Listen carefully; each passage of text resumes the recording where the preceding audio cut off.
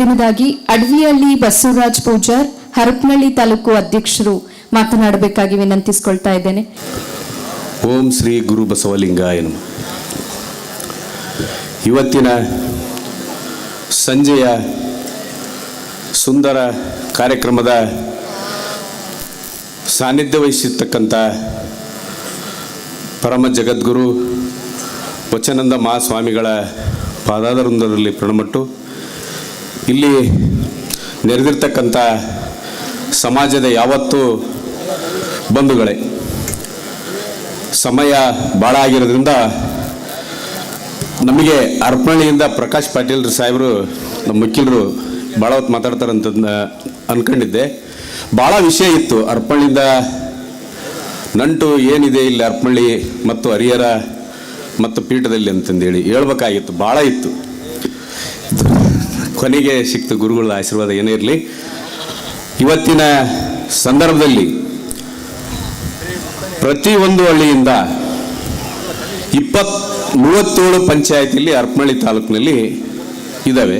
ಅದರಲ್ಲಿ 24 ಪಂಚಾಯತಿಯಲ್ಲಿ ನಮ್ಮ ಸಮಾಜದವರಿದ್ದಾರೆ. 88 ಹಳ್ಳಿಯಲ್ಲಿ ನಾವು ಸಮಾಜದವರು ಬಹುಸಂಖ್ಯಾತರಾಗಿ ಅಲ್ಲಿದ್ದೀವಿ. ಮೊನ್ನೆ ತಾನೇ 22ನೇ ಸಾಲಿನಲ್ಲಿ ಮೀಸಲಾತಿ ಎಂಬ ಕೂಗು ಎದ್ದಾಗ ಹರಪನಹಳ್ಳಿಯಲ್ಲಿ 2 ಉಭಯ ಜಗದ್ಗುರುಗಳನ್ನ ಸೇರಿಸೋ ಸಂದರ್ಭದಾಗೆ ಏನು ನಾಟಕೀಯ ಬೆಳವಣಿಗೆ, ನಮ್ಮದೇ ನಡಿಬೇಕು ಅಂದ್ರೆ ಗುರುಗಳನ್ನ ಕಟ್ಟಿ ಬುತ್ತಿ ಹೆಂಗನ್ನ ಕಟ್ಟಿ ಹೊಲಕ್ಕೇನು ಒಯ್ತಾರೋ ಆ ದಿನ ಆ ಒಂದು ಒತ್ತಡದಲ್ಲಿ ಇಬ್ಬರ ಗುರುಗಳನ್ನು ಕಟ್ಟಿ ಹಾಕಿದ್ರು. ಕಟ್ಟಿದವರಿಗೂ ಗೊತ್ತಿದೆ. ಅಲ್ಲಿ ನಮ್ಮ ಮಧ್ಯ ಕರ್ನಾಟಕದ ಹುಲಿ ಹರಪನಹಳ್ಳಿಗೆ ಬಂದಿತ್ತು.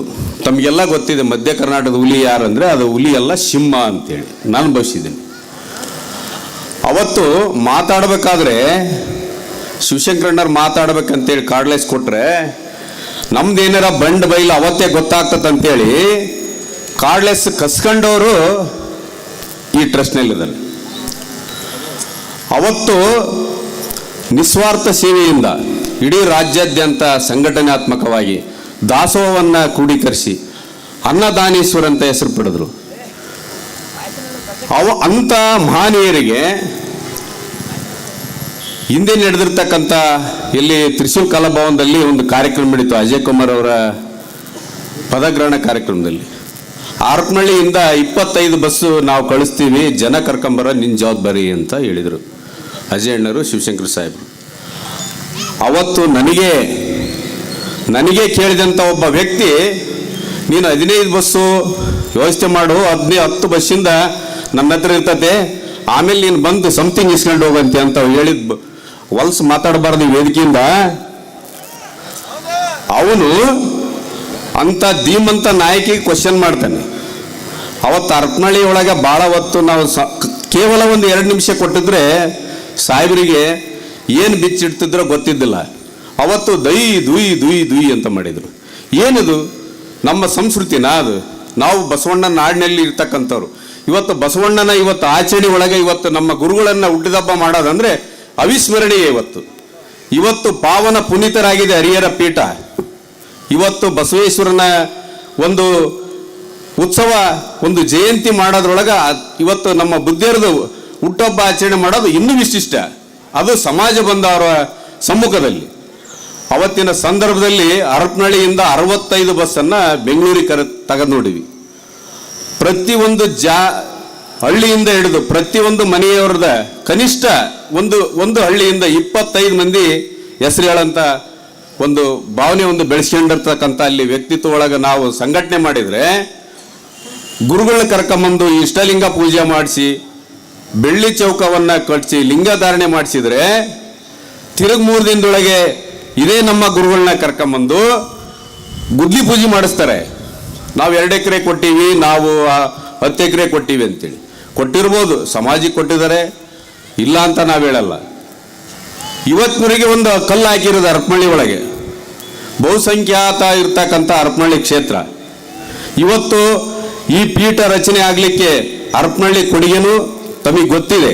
ಅವತ್ತು ಕಾರ್ಯಕಾರಿಣಿ ಇದೇ ದಿಂಡೂರು ಅಧ್ಯಕ್ಷರಿದ್ದಾಗ ಕಾರ್ಯಕಾರಿಣಿ ನಡೆದಿರ್ತಕ್ಕಂಥ ಸಂದರ್ಭದಲ್ಲಿ 2006-07ರಲ್ಲಿ ಅದೇ ತರಳಬಾಳ ಕಲ್ಯಾಣ ಮಂಟಪದಲ್ಲಿ ಇದೇ ಸಂಖ್ಯೆಯನ್ನು ಅಲ್ಲಿ ಕ್ರೋಢೀಕರಿಸಿ ಅವತ್ತು ಪೀಠ ಆಗಲೇಬೇಕಂತ ಹೇಳಿದ್ದು ಸಮಾಜದ ಮುಂದೆ. ಸಮಾಜ ಅವತ್ತು ಅಪ್ಪಣೆ ಕೊಟ್ಟಾಗ ನೀವು ಪೀಠ ರಚನೆ ಮಾಡಿದಿರಿ. ಸಮಾಜ ಅಪ್ಪಣೆ ಕೊಟ್ಟಾಗ ಅರಜಾತ್ರೆ ಮಾಡಿದಿರಿ.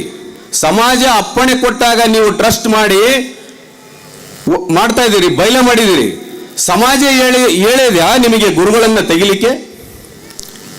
ಕೇವಲ 12 ಮಂದಿಗೆ ಸಾಲದ? ಇವತ್ತು ಗ್ರಾಮ ಪಂಚಾಯತಿ ಒಬ್ಬ ಸದಸ್ಯನ ಆಯ್ಕೆ ಮಾಡೋಕ್ಕೆ 400 ಜನ ಬೇಕು. ಒಬ್ಬ ಸದಸ್ಯನ ಆಯ್ಕೆ ಮಾಡಬೇಕು. ಆ ಕಮಿಟಿಯಿಂದ ರಚನೆ ಮಾಡಿದ್ದು ಏನೆಲ್ಲ ಮಾಡ್ಬೋದಾ? ಎಷ್ಟು ಪಂಚಾಯತಿಗಳಲ್ಲಿ ಬೀಗ ಹಾಕೊಂಡಿರೋದು, PDO ಅಮಾನತುಗೊಂಡಿರೋದು ತಮಗೆಲ್ಲ ಗೊತ್ತಿಲ್ವಾ?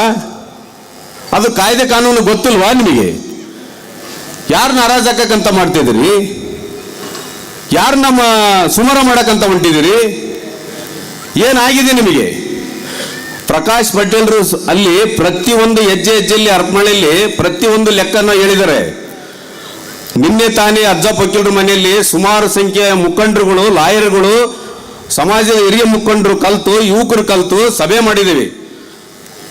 ಎಲ್ಲ ವಿಷಯಗಳನ್ನು ಪರಿಗಣಿಸಿದ್ದೀವಿ. ನಾವು ಕೂಡ ನಮ್ಮ ಹರಪನಹಳ್ಳಿಯಿಂದ ಸುಮಾರು ಸರಿ ಇಲ್ಲಿಗೆ ದವಸ ಧಾನ್ಯ ತಂದಿದ್ದೀವಿ.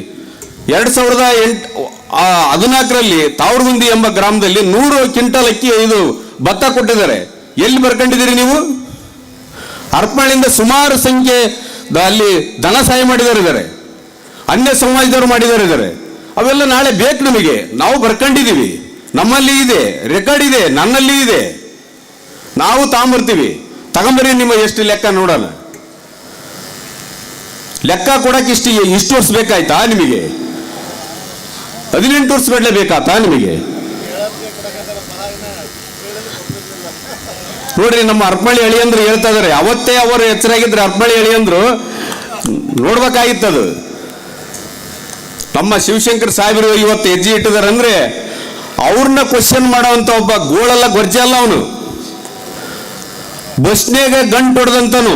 ನಾವು ಅಜಯ್ ಕುಮಾರ್ ಗಣ್ಣಿಗೆ ಹೇಳಿದ್ವಿ, ಅಲ್ಲಿ ಇಷ್ಟಲಿಂಗ ಕಾರ್ಯಕ್ರಮ ಮಾಡಕ್ಕಾರೆ ಶಿವಶಂಕರ್ ಸಾಹೇಬ್ರನ್ನ ಕರೆಸಕ್ರೆ ಶಿವಶಂಕರ್ ಸಾಹೇಬ್ರು ಕರೆದ್ವಿ. ಅಜಯ್ ಕುಮಾರ್ನವ್ರನ್ನ ಬ್ಲ್ಯಾಕ್ ಮೇಲ್ ಮಾಡಿ ಬೇರೆ ದಾರಿ ಕಳಿಸಿದಂತ ವ್ಯಕ್ತಿ ನೀನೊಬ್ಬ ಸಮಾಜ ಸಂಘಟನೆ ಮಾಡವನ? ಈ ಜಿಲ್ಲಾದಾಗ ಅಧ್ಯಕ್ಷ ಆದಿಲ್ಲಪ್ಪ ನೀನು. ಯಾವ ತಾಲೂಕಿಗೆ ಅಧ್ಯಕ್ಷನ್ ಮಾಡಿದಿ? ಯಾವ ತಾಲೂಕಿಗೆ ಯುವ ಘಟಕ ಅಧ್ಯಕ್ಷನ್ ಮಾಡಿ? ನೀನೇನ್ ಬ್ಲ್ಯಾಕ್ ಮೇಲ್ ಮಾಡಿದಿ? ಮಾವ ಅಂತ ಒಬ್ಬ ಮಿನಿಸ್ಟ್ರಿಗೆ ಹೇಳ್ತಿ, ಇನ್ನೊಬ್ಬ ಮಿನಿಸ್ಟ್ರಿಗೆ ಅಕ್ಕ ಅಂತ ಹೋಗ್ತಿ. ಏನೇನು ನೀನು ಮನೆ ಮಾಡ್ಕೊಂಡಿ ಅನ್ನೋದು ನಮಗೆ ಗೊತ್ತಿಲ್ವಾ?